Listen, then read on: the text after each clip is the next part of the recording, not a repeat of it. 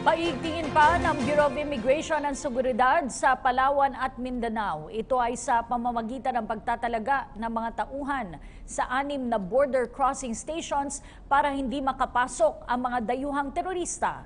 May ulat si Pauline Requesto.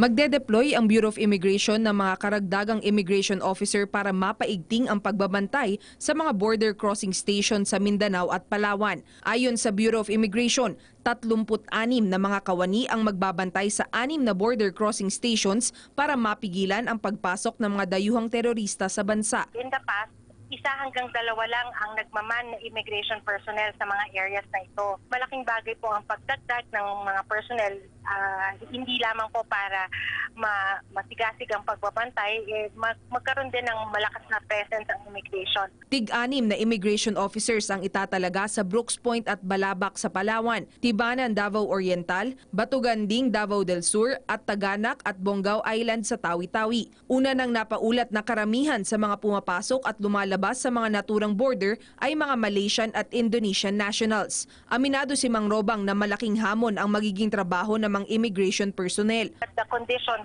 are totally different kung sa airport ka naka-assign kasi para siya lang opisina.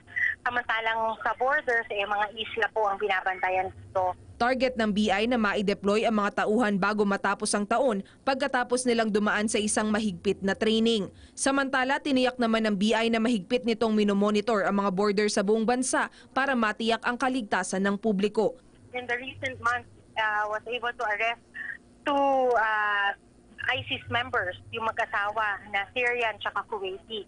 So, yan ay patunay na ang Bureau of Immigration ay patuloy pa rin nagbabantay sa efforts ng ating pamahalaan to talagang protect our country from terrorists or international terrorists. Para sa Bayan, Pauline Requesto.